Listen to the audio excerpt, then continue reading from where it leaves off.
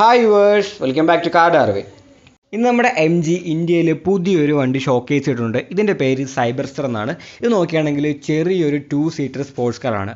അതായത് നമ്മൾ ഇന്ത്യക്കാർ പണ്ട് മുതൽ തന്നെ ഇന്ത്യയിൽ കാണാൻ കൊതിക്കുന്ന പോലത്തെ ഒരു വണ്ടി. നമ്മുടെ ലോട്ടസിൻ്റെ ചെറിയ സ്പോർട്സ് കാറുകളും അതേപോലെ തന്നെ നമ്മുടെ മിയാറ്റയും അതേപോലത്തെയൊക്കെ ആ സൈസിൽ വരുന്ന ചെറിയൊരു സ്പോർട്സ് കാറാണ് ഇന്ത്യക്കാർക്ക് വേണ്ടി നമ്മുടെ എം ജി കൊണ്ടുവരാൻ പോകുന്നത്. ഇതൊരു ഇലക്ട്രിക് കാറാണ്.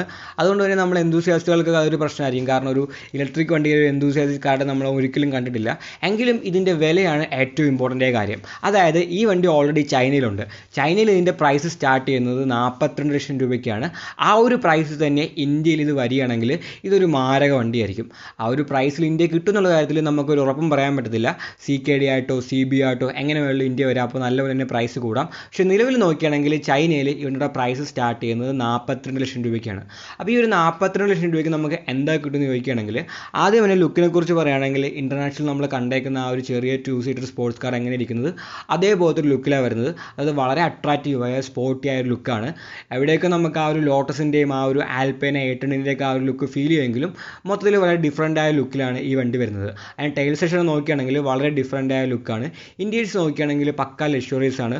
ഫുള്ള് ലെതറാണ്. ഒരുപാട് ഡിസ്പ്ലേയും കാര്യങ്ങളൊക്കെ കൊടുത്തിട്ടുണ്ട്. ടച്ച് സ്ക്രീനൊക്കെ കൊടുത്തിട്ടുണ്ട്. പിന്നെ എം ജി ആയതുകൊണ്ട് തന്നെ ഫീച്ചേഴ്സിനൊന്നും ഒരു കുറവും കാണത്തില്ല. ഒരുപാട് ഫീച്ചേഴ്സ് അവർ കൊടുക്കും. സാധാരണ ഒരു വണ്ടി ഉള്ളതിനേക്കാളും കൂടുതൽ ഫീച്ചേഴ്സ് ഉറപ്പായിട്ടും അവർ കൊടുക്കുന്നതായിരിക്കും. പിന്നെ ഇതിൻ്റെ ആ ഒരു കൺവേർട്ടബിൾ ടോപ്പ് നോക്കുകയാണെങ്കിൽ അത് ഓട്ടോമാറ്റിക്കായിട്ട് തുറക്കുന്നതാണ്. അതേപോലെ തന്നെ ഇതിൻ്റെ ഡോറുണ്ട്. അതൊരു ബട്ടർഫ്ലൈ ഡോറാണ്. അതും ഓട്ടോമാറ്റിക്കായിട്ട് തുറക്കുന്നതാണ്. പിന്നെ റിയറിൽ പ്രാക്ടിക്കാലിറ്റിക്ക് വേണ്ടി ഒരു ട്രങ്കൊക്കെ കൊടുത്തിട്ടുണ്ട്. അതിൽ ഏകദേശം 245 ലിറ്ററോളം സ്റ്റോറേജ് കപ്പാസിറ്റിയും അവർ കൊടുത്തിട്ടുണ്ട്. ഇത് ചെറിയൊരു സ്പോർട്സ് കാർ ആണെങ്കിലും ഇതൊരു ഇലക്ട്രിക് വണ്ടി ആയതുകൊണ്ട് തന്നെ നല്ല പോലെ തന്നെ വെയിറ്റ് ഉണ്ട്. ഏകദേശം 1985 കിലോഗ്രാമോളം ഈ ഒരു വണ്ടിക്ക് വെയിറ്റ് വരുന്നുണ്ട്. ഈ ഒരു വണ്ടിക്ക് ഇത്രയും വെയിറ്റ് ഉള്ളതുകൊണ്ടും അതേപോലെ തന്നെ എം ജി എന്ന് പറഞ്ഞ ഒരു ചൈനീസ് ബ്രാൻഡിൻ്റെ കീഴിൽ വരുന്നതുകൊണ്ടും നമ്മളെല്ലാവരുടെയും സംശയമായിരിക്കും ഇതിന് ആ ഒരു പവറൊക്കെ ഉണ്ടെങ്കിലും ഇതിൻ്റെ ആ ഒരു ഹാൻഡ്ലിംഗ് ഒക്കെ എങ്ങനെയായിരിക്കും എന്ന്. അതിനുവേണ്ടി എം ജിന് സസ്പെൻഷൻ ട്യൂൺ ചെയ്തേക്കുന്നത് മാർക്കോ ഫെനാലിയോ എന്ന് പറഞ്ഞ പുള്ളിക്കാരനെ കൊണ്ടാണ്. ഈ പുള്ളിക്കാരൻ നോക്കുകയാണെങ്കിൽ നമ്മുടെ ഫെറാറിയുടെ F1 കാറുകളും അതേപോലെ തന്നെ അവരുടെ ലെമാൻ കാറുകളും പിന്നെ അവരുടെ XSK പോലത്തെ വണ്ടിയുടെയൊക്കെ സസ്പെൻഷൻ ട്യൂൺ ചെയ്തത് ഈ പുള്ളിക്കാരനാണ്. ആ സെയിം ആൾ തന്നെയാണ് ഈ സൈബർസ്റ്ററിൻ്റെയും സസ്പെൻഷൻ ട്യൂൺ ചെയ്തേക്കുന്നത്. സോ ഇനി ഈ വണ്ടിയുടെ ഏറ്റവും മെയിൻ പാർട്ട് പറയാം. അതായത് ഇതിൻ്റെ ആ ഒരു പവറും ഇതിൻ്റെ റേഞ്ചൊക്കെ പറയാം. ഇത് 2 വേർഷൻസിൽ അവൈലബിൾ ആണ്. ഓൾറെഡി ചൈനയിൽ 2 വേർഷൻസ് ഉണ്ട്.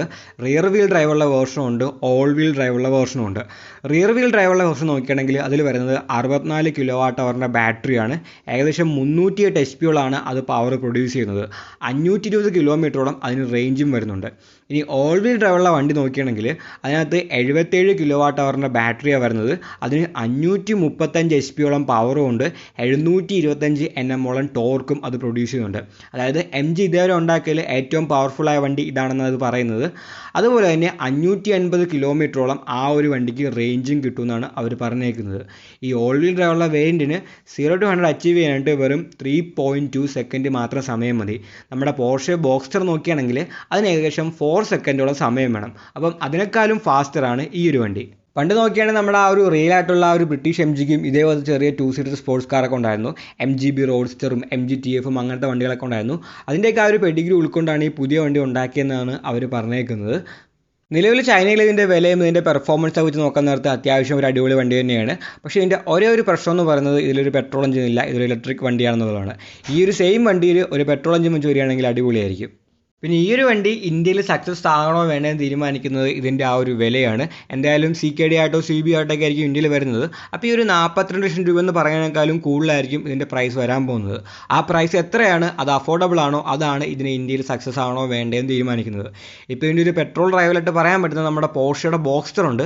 അതിൻ്റെ പ്രൈസ് സ്റ്റാർട്ട് ചെയ്യുന്നത് ഏകദേശം 80 ലക്ഷം രൂപയാണ് എക്സ്ഷോറൂം പ്രൈസ്. അപ്പം അതിനേക്കാളൊക്കെ പ്രൈസ് കുറഞ്ഞാൽ മാത്രമേ ഇത് ഇന്ത്യയിൽ ഒരു സക്സസ് ആകാൻ പോകുന്നുള്ളൂ.